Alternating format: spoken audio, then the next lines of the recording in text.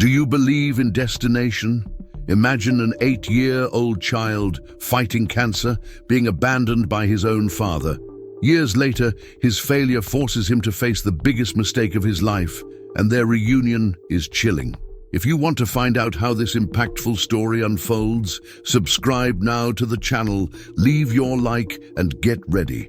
What you will see can change the way you understand love and hope. This tycoon abandoned her 8-year-old daughter, who was fighting cancer, but years later, when she went bankrupt, he saw her on a television show and realized who she was.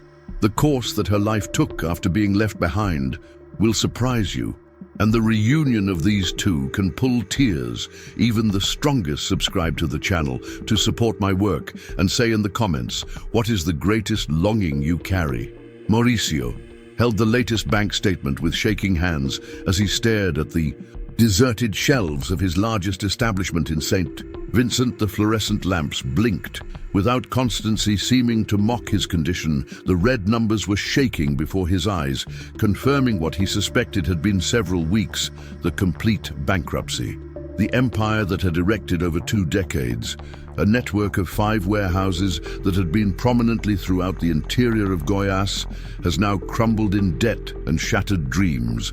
Suppliers did not serve him. More employees looked at him with pity and a dose of bitterness, and the customers, who were once faithful, migrated to the new network that had opened across the avenue. The impulsive decisions it made in the economic crisis were fatal to expand, which once promised to be the big turn, had become a weight that dragged him lower, and lower interest rates kept growing, and the negotiations with banks just generated disappointment. Walking through the empty corridors, Mauritius stopped in front of a mirror of the personal hygiene session there, did not recognize the man who was facing back dark circles. White hair arose ahead of time. Shoulders fallen under the burden of problems at 45, it seemed to have aged 2 decades in a few months. The cell phone vibrated in his pocket. Another message from Claudia, his wife. He didn't even have to read to know the content were the same complaints, the same recriminations about how he had ended with the comfort of the family.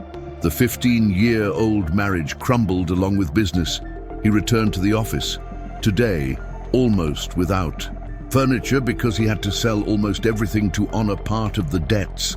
About the makeshift table, there was a picture of Marina, her 8-year-old daughter, smiling in an innocent way. That smile, which once brought him joy, was now stabbed in his chest. Marina was very sick. The diagnosis of leukemia had come like a giant wave, although the last trace of hope he kept.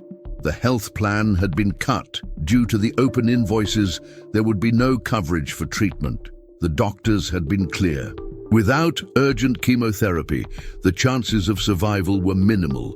The phone suddenly rang. Henry, his former partner who had advised him against rapid expansion. "Mauricio, we need to talk," said the known voice on the other side. "It's about Claudia." Mauricio's stomach gave a knot. In recent times, he had noticed the eyes between wife and Henry during meetings to try to save the company, the stealth exits, the bonds in confidentiality. Everything indicated a painful scenario. "Pass in my office," he continued in a contained tone of voice. "There's something you need to know." Mauricio hung up without justifying herself through the dusty glass, watched the sunset in the city that one day turns it as an example of success. The shadows stretched out in the empty parking lot, like accusing arms pointing their flaws. He picked up the keys of the car, the last good that the bank had not yet taken, and went to the exit. On the way, he went through the pharmacy of the establishment, now closed.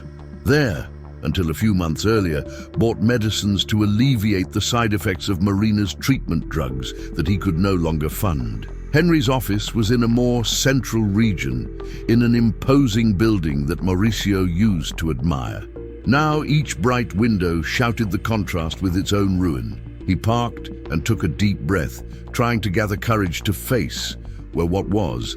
The elevator went slowly, as if each floor stole part of his dignity. When the doors opened, Mauritius hesitated through. The glass partition recognized 2 very close silhouettes, and his heart stopped for a second. There were Claudia and Henry, embraced. It wasn't conversation at work, it wasn't just a betrayal in the business, was the total annihilation of its principles.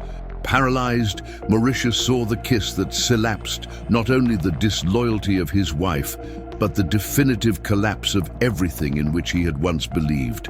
In his head, Marina's image in the hospital mixed with what she saw before her, creating an unbearable feeling of despair. The elevator noise opening the doors brought him back before the doors finished the movement. He was already inside, pressing the button to go down.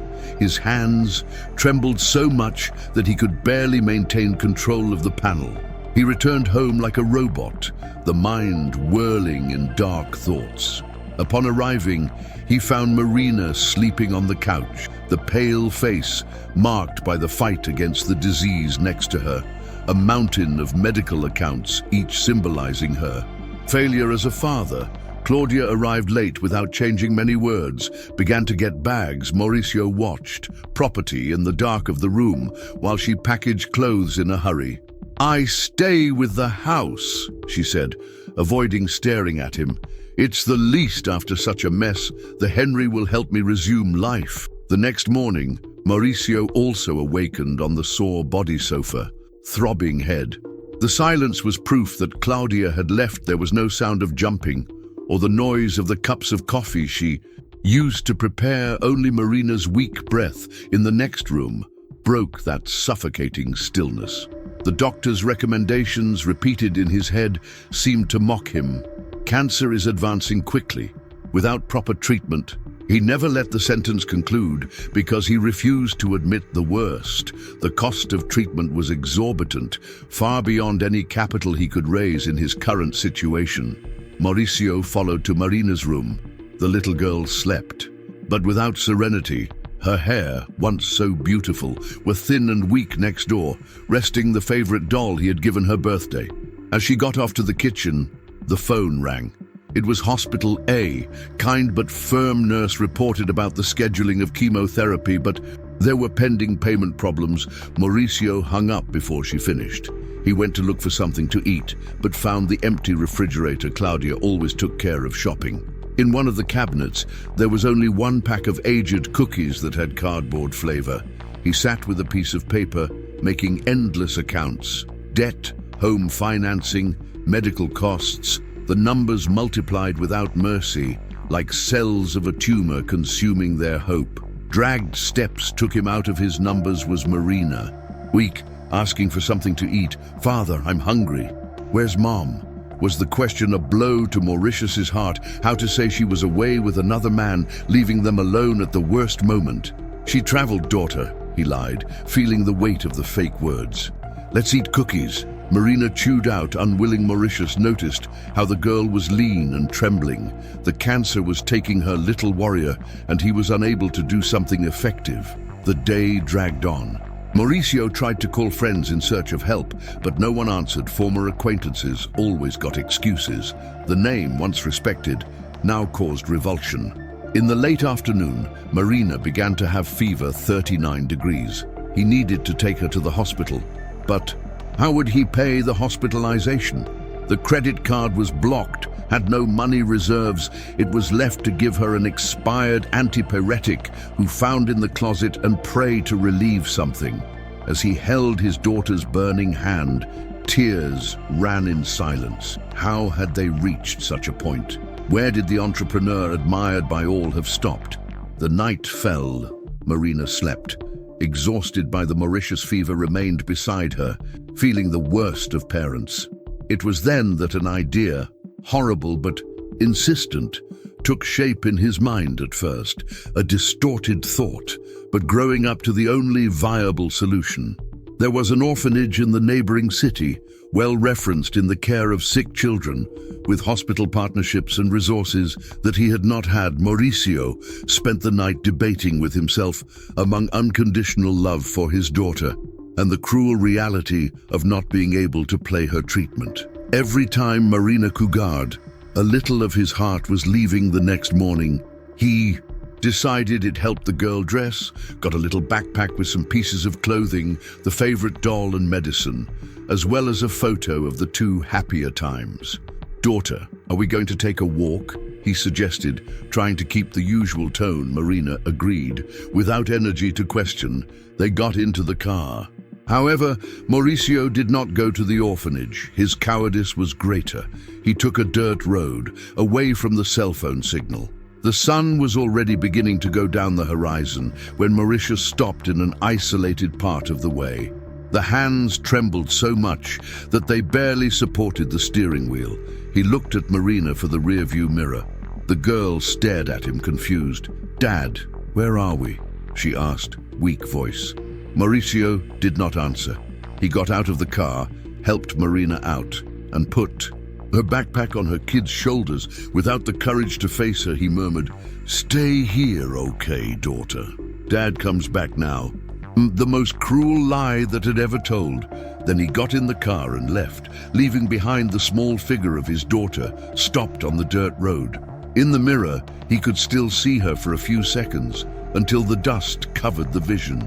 Marina stood there, seeing the cloud of dust dissipate, her fingers clinging to the backpack straps as if it protected her from the truth that was beginning to form in her fragile head. The sun, which still tied the orange sky, would soon lose strength, and the night cold would arrive. With her legs and feverish, the girl stood as much as she could. "Father," tried to call it, but his voice was hoarse. Only the sound of the distant birds echoed in the immensity of the place. Without an option, Marina began to walk, aimlessly, because stopping there was even more terrifying. The road was long, flanked by old fences and dry pastures. The only noise was that of your weak steps and your breathing hard, the backpack, a huge weight on your shoulders. Inside, besides his clothes, was the doll so loved and an almost empty water bottle. Soon the night settled, and the sky was sprinkled with stars. In the city, she used to be afraid of the dark, but her father always left a light on the hallway. Now there was no single source of clarity to comfort it. Fever climbed, weakness dominated it. At one point it all started to spin. The shadows of the trees seemed threatening. Marina only thought of continuing, one step after another, as in the ballet that had once attended. Time has lost meaning. When her legs couldn't stand it anymore, she fell to her knees in the red dust. With each cough, the pain traveled its small body, lying next to the fence. Took the doll out of the backpack and hugged it. "Please, Dad, back," he murmured, with tears rolling on his face covered with earth. The cold increased and the world swirled in its feverish mind. In the midst of delirium, he heard the noise of old wheels on earth. A wagon emerged, guided by a figure that it could not distinguish well. "My God, there is a child here," exclaimed a feminine voice, hoarse but full of tenderness. Marina felt calloused and at the same time kind. Touching her burning face, tried to open his eyes, but could not. There was a sweet smell. "Remembering cinnamon? Poor. It's on fire of fever. How did it come to here alone, girl?" The voice was still trying to communicate, but Marina was swallowed by the darkness of unconsciousness, squeezing the doll against her chest, her last link with what she once called home. When he recovered his consciousness, he was lying in a simple but clean bed, covered by a colorful comforter made of patchwork. The room was modest, walls painted with a soft green, with a window through which the orange dawn light came in. Cinnamon aroma persisted, now even more intense, mixed with the newly stopped coffee. A lady with white hair tied in a bun was sitting next door, wetting a damp cloth on her forehead. Her face brought deep wrinkles, but the brown eyes emanated a rare kindness. "Thank God you woke up, girl," said the woman, her voice with that typical interior accent. "I'm Donna Aurora. I found you lying on the road." "What a fright, huh?" Marina tried to answer, but the throat was too dry. Donna Aurora understood and helped her drink a little water from a glass decorated with flowers. That liquid descended as a blessing in his dry mouth. "Oh, where am I?" managed to ask. "Here at home, small. I live only since my Nando left. But now, tell me, how did you end up around?" The tears returned to Marina's eyes. Remembering the abandonment was too painful. However, Donna Aurora did not insist. He merely hugged her, letting her cry against her sweet-smelling apron and sugar-calidated hands. The result of years making jams caressed the girl's fragile strands. "Cry, my daughter," the lady murmured. "Sometimes we have to get out to be able to heal." And so, in the arms of that unknown lady, Marina collapsed out the sadness for her missing mother. Her father who had left her, the hair that was almost all lost, for her childhood interrupted by the disease, he cried, "Until there is no more strength, until the throat burns."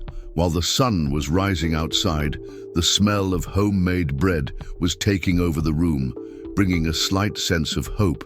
The first days at Donna Aurora's house were confused and full of discoveries.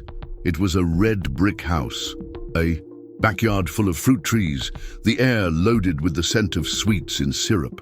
The corner that the lady had improvised to Marina was in the room that one day, out of Nando.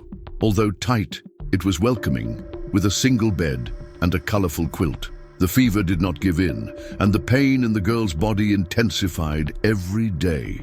Concerned, Donna Aurora began to ask questions, always kindly, wanting to know about the disease. Marina, between sobs and pauses, revealed the diagnosis of cancer, the initiated and then interrupted treatments, the disappearance of parents. But what a sad thing, my God. Donna Aurora lamented, squeezing a third that he brought in the apron's pocket. How can such a child leave? On the same day you took your old scooter, memory of the late Nando, and headed to the city. He returned hours later with Dr. Estevam, a middle-aged doctor who worked at the Central Hospital for decades. The verdict was alarming. In addition to leukemia, Marina had pneumonia and dehydrated. "She needs to be hospitalized now," said the doctor, frowning. "I'll take care of it. I know everyone there. Let's find a way." Thus began a new stage in Marina's life. In the mornings, I did exams and received medication. The afternoons came with chemotherapy sessions that made her sick and fragile. But unlike before, she was not alone. Donna Aurora accompanied her at each stage, holding her hand firmly.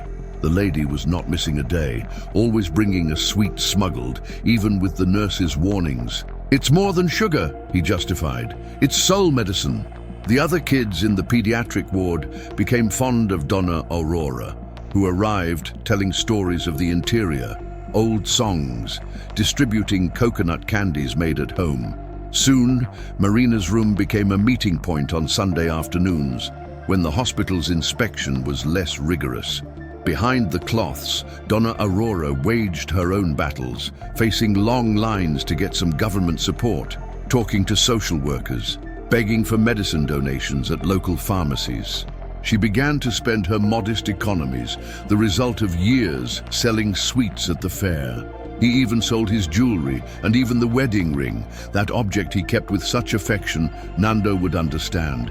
He said to herself, separating the notes to purchase the most urgent medicines.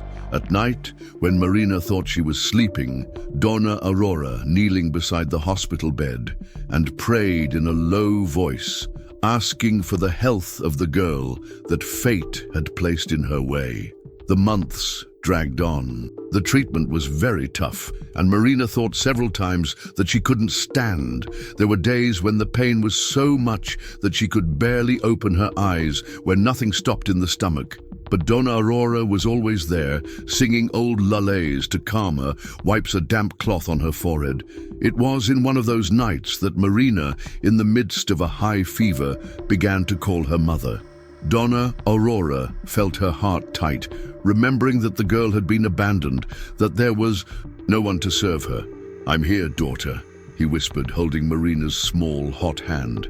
"I won't leave you alone." At that moment, an unbreakable bond was born in their hearts. It did not come in suddenly, but strengthened like a seed finally planted on fertile soil. Little by little, signs of improvement were appearing. The exams showed small victories, the fever diminished, and Marina could eat something without vomiting. Dr. Estevam, always kind, praised every progress. One afternoon the girl was especially well. Donna Aurora brought an old recipe notebook with flowery cover and yellow leaves. "It was my mother," he explained, sitting next to the bed. Want to learn to make candy with me, girl? Marina's eyes illuminated for the first time in a long time. There, between one serum and another, Donna Aurora taught secrets of jams, cakes, and cookies. Of course, they could not cook in the hospital, but Marina recorded every tip, every trick, as if they were precious jewelry. When you get better, the lady promised, I'll teach you how to prepare the best dulce de leche in the entire region. Family recipe, no joke. The perspective of a future, the idea of something waiting beyond the hospital's cold walls, seemed to strengthen Marina on the darker days. When chemotherapy seemed unbearable, she focused on the promise of learning to make sweets. The nurses noticed this change. Marina talked more, even played a little, laughing with other children, even if her body was still weakened. In one of these nights, while the girls slept, Donna Aurora prayed softly, thanking God for the improvement. Sometimes he sends us special people, right, Nando? He murmured, aiming at the crucifix. This girl needed me, and I needed her. As the state of Marina evolved, hospitalizations were less frequent, allowing them to spend part of the time at home with Donna Aurora. The makeshift room had gained new details, drawings made by the girl, a shelf with donated little books, a small collection of cloth dolls made by the lady herself. Marina's hair, once drains, began to grow again, even thin and slightly different. But above all, she recovered the smile, that flash of a child full of hope. Today, said Donna Aurora, you will finally get your hands dirty to make dulce de leche. Marina, even though still fragile, got excited. His gaze shone as he moved the milk in the pan, using a wooden spoon and learning to patiently dose sugar. The secret, said you, with the calm of those who carry a sacred craft. It's in the affection you put, in the way of respecting the right time. Nay, while the sweet cooked slowly, Donna Aurora remembered family stories, how she learned to cook with her mother, and how she met Nando in an event from St. John, where she sold cocadas. Marina heard with fascination, feeling again part of something. There was something therapeutic in turning milk and sugar into something so sweet and cozy. Soon, the people in the neighborhood realized Marina's presence and admired Donna Aurora's courage to welcome her. The modest house, which once smelled the guava and caramel banana, now had new aromas. From the experiences that the girl risked doing, sales of candy at the fair improved due to the innovations that Marina was beginning to propose, like different caldas and cakes with unusual touches. One day, Dr. Estevan returned to a home consultation and was amazed at the girl's energy. The cuisine is helping with recovery, he said, smiling. But don't overdo the candy, or I'm going to deal with something else later. It was a joke, but it was full of tenderness. In the nights, previously filled only by prayers, grandmother and granddaughter, because this bond was strong as if they were blood, they started planning recipes and even dreaming of a more solid future. When I grow up, Marina said, licking the dirty finger in syrup, I want to be a great sweetness, make people happy. You already make us happy just here, my daughter, said Donna Aurora. Thrilled month after month, Marina recovered forces. New exams indicated cancer regression. It was almost a miracle, in the words of Dr. Estevan. The routine now alternated to the hospital for chemotherapy sessions and consultations. With the joy of testing new sweets, nurses in the cancer sector were looking forward to the delicacies she took as a gift, although the official diet of the children did not allow exaggeration. One afternoon, a reporter appeared at the fair, attracted by the comments of the Bolera girl who won the cancer. I wanted to write a story for the local newspaper, Marina. Shy, let Donna Aurora talk more. But the journalist also wanted to know about her story, and the girl told in general, without revealing details of the abandonment. People bought the sweets increasingly. Tourists from other regions began to visit the Aurora and Marina stall. Soon, it would have to expand the point of sale. See where we ended up, huh, Nando? Played the lady, imagining the reaction of the late husband to see all that movement. Everything seemed in an amazing course, until one day, in the middle of the fair, A man appeared to be in misery, beard to make and look lost. Marina, focused on serving customers, did not even notice. But Donna Aurora recognized the desperation in the eyes of that strange. He watched them from afar and then disappeared in the crowd. "What was it, Donna Aurora?" asked Marina, strangely her expression, but the lady shook her head. "Nothing a lot, I just had a feeling." Later, at home, while creating a new cake topping, Marina confessed a strange feeling. "I feel like someone watched me." "Maybe it's a guardian angel who loves sweet smell," joked Donna Aurora, with a smile that disguised the concern. The years went by, and Marina became a 17-year-old, strong, confident, and full of dreams. Her hair, which one day fell, was now long again, and her face had the shine of someone who had won a great battle. Donna Aurora's house has become a true laboratory of gastronomic inventions.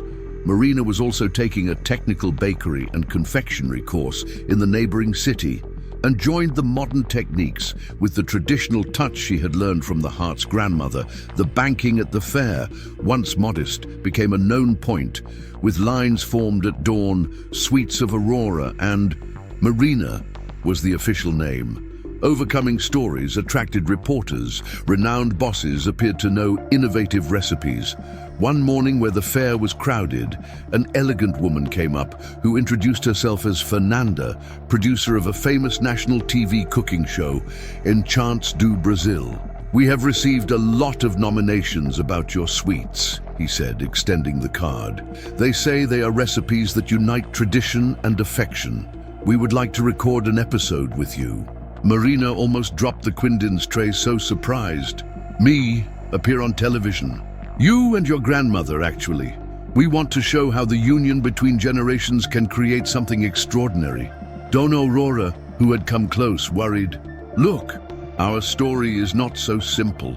"Precisely for this reason," Fernanda answered, already with a professional and excited air.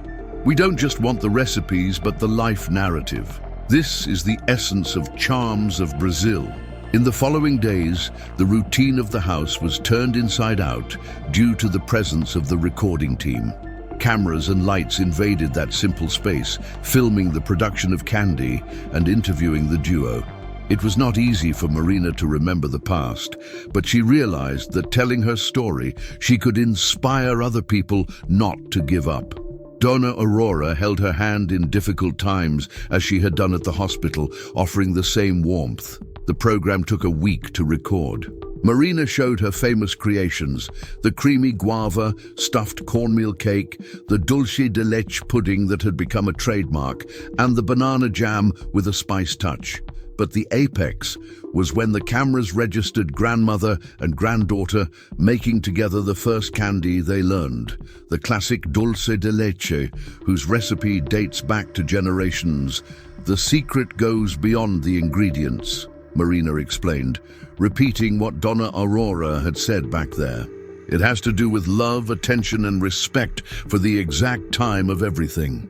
Neighborhood people appeared to give testimonials, including Aline, a friend and faithful client who was thrilled, telling how she saw the girl grow. Dr. Estevam also gave his report about the importance of cooking as part of Marina's recovery. The filming ended with Dawn and Marina socket in the kitchen, stirring a pan of dulce de leche, symbolizing the union and hope they shared. When the team left, letting the city return to the normal pace, the expectation of the program's showing day was on the air. "Do you think my parents will see?" asked Marina, stirring a pasta without even having to say who they were. "They... maybe," said Donna Aurora, "but what matters is who you have become, regardless of them." The exhibition of Charms of Brazil provoked a stir in the city. The next morning, a kilometric row appeared in the banking of the fair. Even before the sun appeared, people from different corners of the country came to prove the sweets they had seen on TV. Aurora and Marina's little kitchen now worked almost without break. Donna Aurora, even feeling age weighing, made a point of keeping the standard impeccable. Guiding each new batch, Marina was divided between meeting the requests, the interviews, and the technical course. On one day, when he arrived to open the bank, Aline approached with distress. "There is a strange man who comes every day and just looking at you from afar. It's been almost a week." "How is he?" asked Aurora, although there was already a guess. "Very thin, grey hair, an expression of sadness," Aline said. "She stands near that large tree, just watching." In the afternoon, while Marina was delivering a big request to a wedding, Aurora saw him again.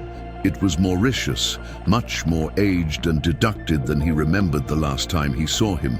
Seeing him from there, he was sure he didn't have the courage to get close. Aurora, determined, dropped out of what he was doing and walked toward him. Mauricio thought of fleeing, but failed. 9 years, Aurora said, stopping a few steps. 9 years you disappeared, left that sick girl to her luck. He lowered his head, unable to face the lady's accusing look. "I was bankrupt, destroyed." He bouncing. "There was no way to pay the treatment. I couldn't get out." "There's always choice," Aurora cut.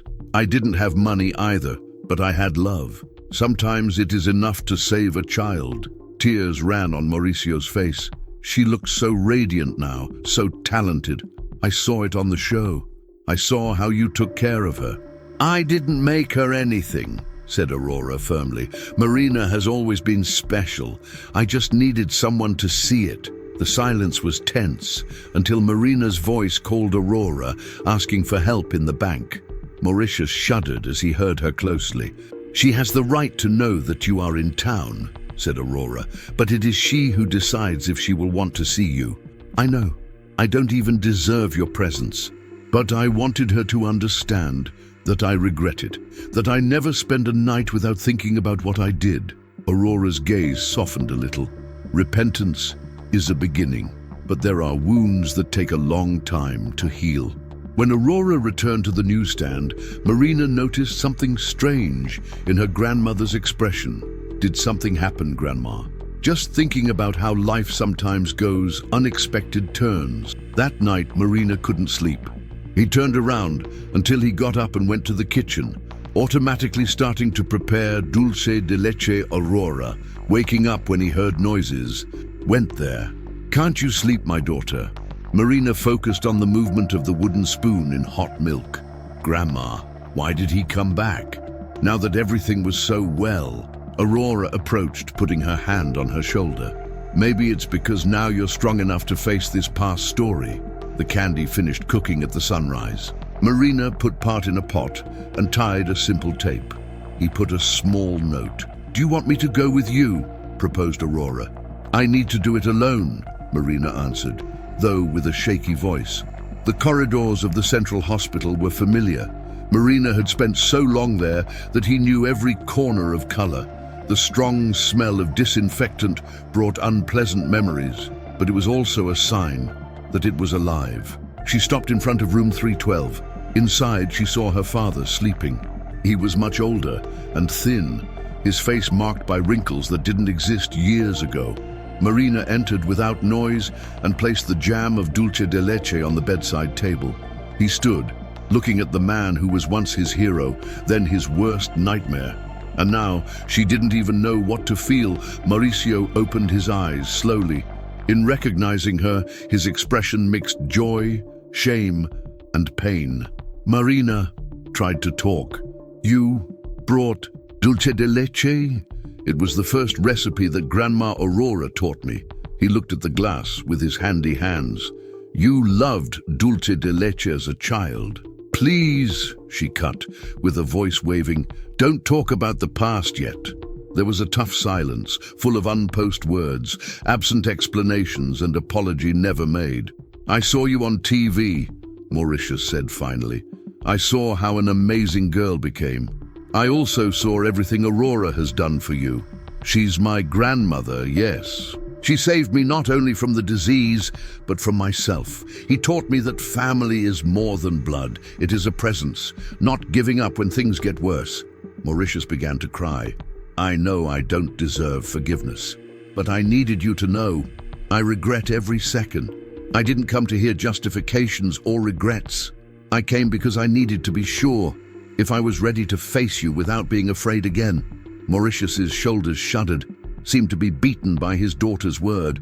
"I got it," Marina continued. "I'm here, standing, and I don't feel dread or hatred, just pity." He wrapped his eyes, letting tears go freely.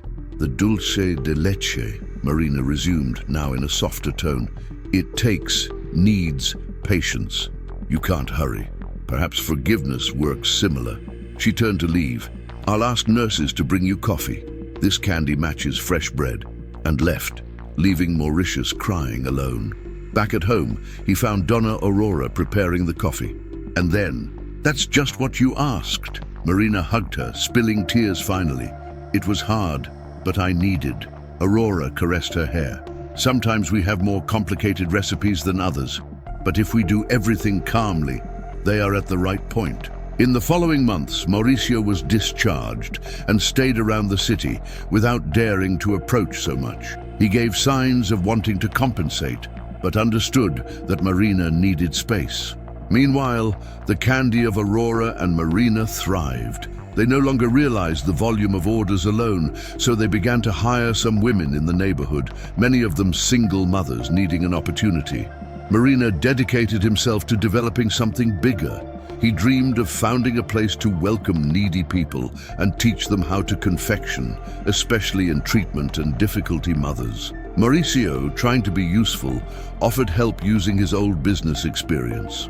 He got an abandoned shed, which belonged to him before bankruptcy, to be renovated and used by Marina. "I don't want to force anything," he said, "but if you need me, I'm available." Marina looked at the big and dusty building. Where before there were supermarket shelves, she visualized kitchen benches. Where there were registrar boxes, imagined exhibition of handcrafted sweets. "You need a lot of renovation," Aurora said. "But it's like creating a new recipe," Marina countered with the brightness in the eyes. "We gradually fit the right time." The works began, with the whole community helping. Pedreros charged cheap, traders donated material, volunteers came for cleaning. It was as if everyone wanted to participate in the New Life Project, as Marina called him. The idea was to offer free courses, generate income, inspire people. When everything was ready enough for the inaugural class, a group of mothers and young people appeared, each with their difficulties and trauma. "Welcome to New Life," said Marina, the voice echoing through the renovated space. "Here we will learn more than recipes. Let's learn that life is like a difficult cake. It may seem that it will come down, but with the right ingredients, love, patience, and persistence, we can transform any story." Looking at the movement from the top of an office that served as an office, Marina was able to see Aurora teaching small techniques to some children, listening to her euphoric laughs. Also saw Mauritius, half-shitted, helping to check the part of supplies and spreadsheets. It was the image of a fresh start. Aline, who still followed everything closely, appeared to comment, "Who would say, huh? That skinny, abandoned little girl, now moving the whole city with this project." Marina smiled, eyes full of emotion. "Sometimes God writes right in lines that look like pies for us. Each tear became strength to get here." That day, after everyone leaves, Marina and Aurora stayed in the project's kitchen, testing another lot of dulce de leche. They kept alive that first recipe, which symbolized the origin of everything. "Grandma," he called Marina, stirring the pan. "Do you think we're really changing their lives?" Aurora, placing labels in the jars of jam, stopped to face the granddaughter of heart. "My daughter, each one who passes through here brings a story of pain, just as you brought. And each one who comes out with renewed hope proves that yes, we are changing lives." Marina dropped a tear, but now it was of joy and fulfillment. The circular movement of the spoon in hot milk was hypnotic, almost like a silent prayer. "I remember the day you found me on the road, Grandma. If you hadn't stopped, my story would have ended there." Aurora put her hand over hers affectionately. "I needed you as much as you needed me, girl. No one leaves those who love, and I chose to love you." The dulce de leche was dark and shiny, reaching the perfect point. The aroma filled the environment, bringing memories and symbolizing the future at the same time. Outside, San Vicente falls asleep under the soft light of the poles, but inside that simple building, they boiled dreams and projects a love that transcended blood ties and transformed suffering into sweetness. Because sometimes, as well as preparing the best dulce de leche, life demands patience. Be careful and knowing how to respect the time of each ingredient. And in the end, it is this alchemy of experiences, painful and happy, that produces the most striking stories, unforgettable flavors, and the truest ties. End.